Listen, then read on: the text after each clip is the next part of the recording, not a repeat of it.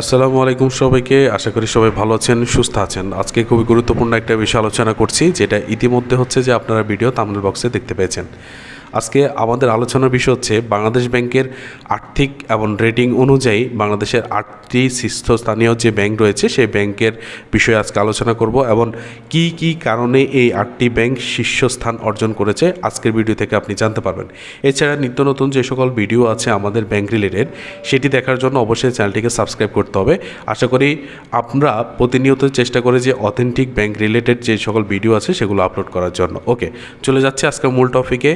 আমাদের মূল টপিক হচ্ছে বাংলাদেশের ব্যাংকের আর্থিক শক্তি এবং ক্রেডিট রেটিংয়ের অনুযায়ী আপনি যে 8টি ব্যাংকের তালিকা দেখতে পাচ্ছেন, এখানে আমরা কিন্তু প্রথমত যে 5টি প্রথম স্থান অধিকারকারী ব্যাংক আছে সেটা হচ্ছে AAA রেটিংপ্রাপ্ত ব্যাংকসমূহ।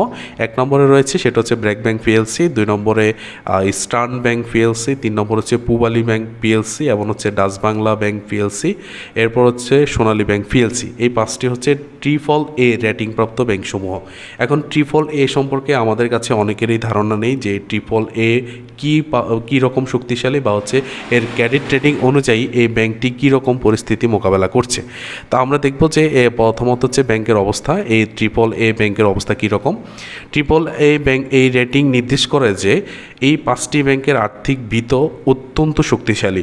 গ্রাহকের আমানত ফেরত দেওয়ার ক্ষেত্রে এদের ঝুঁকি একেবারে সর্বনিম্ন বা নেই বললেই চলে। যে কোনো ধরনের অর্থনৈতিক চাপ বা মন্দা পরিস্থিতি মোকাবেলা করার জন্য এই সক্ষমতা দারুণভাবে কাজ করছে এই ব্যাংকগুলো রয়েছে। এবং হচ্ছে সাধারণত এই ব্যাংকের যে গ্রাহক বা বড় ব্যবসায়ী সবার জন্যই এগুলো হচ্ছে দীর্ঘমেয়াদী লেনদেন ও সঞ্চয়ের জন্য সবচেয়ে নির্ভরযোগ্য ও নিরাপদ। তাহলে বুঝতে পারছেন যে AAA রেটিং সম্পর্কে আশা করি বুঝতে পেরেছেন। এই AAA মানে হচ্ছে গ্রাহকের অর্থ তারা অবশ্যই ফেরত দিতে পারবে এবং হচ্ছে গ্রাহক, সাধারণ গ্রাহক এবং বড় ব্যবসায়ী যারা আছে তাদের জন্য দীর্ঘমেয়াদী লেনদেন এবং সঞ্চয়ের জন্য সবথেকে নির্ভরযোগ্য ও নিরাপদ বলা যাচ্ছে। এবার হচ্ছে বাকি যে ব্যাংকগুলো আছে সেগুলো একটু যদি দেখি। এরপরে রয়েছে ক্রেডিট রেটিং AA1 রেটিংপ্রাপ্ত এই ব্যাংকসমূহ হচ্ছে 2টি, একটা হচ্ছে সিটি ব্যাংক পিএলসি এবং হচ্ছে ট্রাস্ট ব্যাংক পিএলসি। AA1 রেটিংপ্রাপ্ত ব্যাংকসমূহের বর্তমান অবস্থা হচ্ছে, মানে যে ব্যাংকগুলোর রেটিং AA1 রয়েছে সেই ব্যাংকের অবস্থা যদি দেখি, এই ব্যাংক দুটির আর্থিক সক্ষমতাও অনেক উঁচুতে এবং হচ্ছে এদের ব্যবসায়িক ঝুঁকি খুবই কম। ব্যাংকিং সেবা, প্রযুক্তি ব্যবহার এবং গ্রাহক সন্তুষ্টির দিক থেকে এরা শীর্ষস্থানে থাকলেও সামান্য কিছু আর্থিক সূচকের কারণে এরা AAA থেকে মাত্র এক ধাপ নিচে রয়েছে। তবে সাধারণ গ্রাহকদের জন্য এই ব্যাংকগুলো পুরোপুরি নিরাপদ এবং অত্যন্ত নির্ভরযোগ্য বলা যাচ্ছে। এটা হচ্ছে AA1 রেটিংপ্রাপ্ত ব্যাংক, সেটা হচ্ছে সিটি ব্যাংক পিএলসি এবং ট্রাস্ট ব্যাংক পিএলসি। এবার হচ্ছে যদি একটু নিচে যাই, সেটা হচ্ছে AA+ রেটিংপ্রাপ্ত ব্যাংক, সেটা হচ্ছে একটি ব্যাংক রয়েছে মিউচুয়াল ট্রাস্ট ব্যাংক পিএলসি। তো এই 3 নম্বর পয়েন্টে যে AA+ রেটিংপ্রাপ্ত ব্যাংকের বিষয়টি যদি একটু বলি, এই ব্যাংকের অবস্থা হচ্ছে এই ব্যাংকের আর্থিক দায়বদ্ধতা মেটানো এবং হচ্ছে গ্রাহকদের আমানত সুরক্ষিত রাখার ক্ষমতা খুবই ভালো।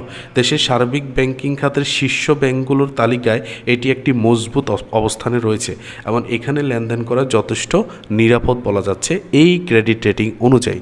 আশা করি বুঝতে পেরেছেন যে এই ক্রেডিট রেটিংগুলো আমাদের ব্যাংকগুলোকে কোন পর্যায়ে বা এই ব্যাংকগুলোর কতটুকু শক্তি রয়েছে এই বিষয়গুলো কিন্তু নির্ভর করে 8টি শীর্ষস্থানীয় যে ব্যাংকগুলো রয়েছে সেটা কিন্তু আপনাদেরকে দেখিয়েছি। তবে ব্যাংক শক্তিশালী বা একটি ব্যাংক টিকে থাকার যে বিষয়গুলো সেইগুলো শুধুমাত্র যে রেটিংয়ের উপর নির্ভর করে বিষয়টি এরকম না। একটি ব্যাংকের পুরোপুরি শক্তি এবং হচ্ছে একটি ব্যাংকের নির্ভরযোগ্যতা এবং নিরাপদের বিষয়ে অনেক কিছুই বিবেচনার মধ্যে থাকে। সেই বিবেচনার ভিত্তিতেই কিন্তু একটি ব্যাংকে শক্তিশালী হিসেবে ঘোষণা করা হয়ে থাকে।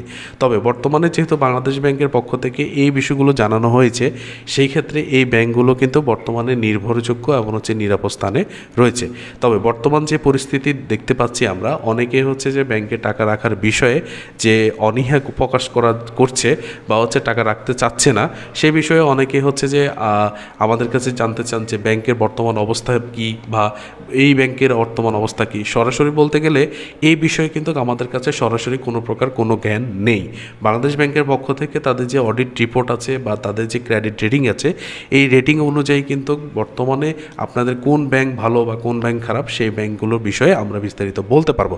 তবে যখন বাংলাদেশ ব্যাংকের পক্ষ থেকে জানানো হবে সেটা অবশ্যই বিভিন্ন মাধ্যমে কিন্তু গ্রাহক সহ আমরা দেশের বিভিন্ন যে জনগণ আছে আমরা সবাই কিন্তু জানতে পারবো। আশা করি বুঝতে পেরেছেন। এছাড়া যদি কোনো প্রশ্ন থাকে এবং আপনার কোন কোন ব্যাংকে অ্যাকাউন্ট আছে সে বিষয়ে কিন্তু আমাদেরকে কমেন্ট করে অবশ্যই জানাবেন। সবাইকে ধন্যবাদ জানাচ্ছি। দেখা হচ্ছে পরবর্তী কোনো ভিডিওতে। সে পর্যন্ত সবাই ভালো থাকবেন, সুস্থ থাকবেন। আসসালামু আলাইকুম ওয়া রাহমাতুল্লাহ।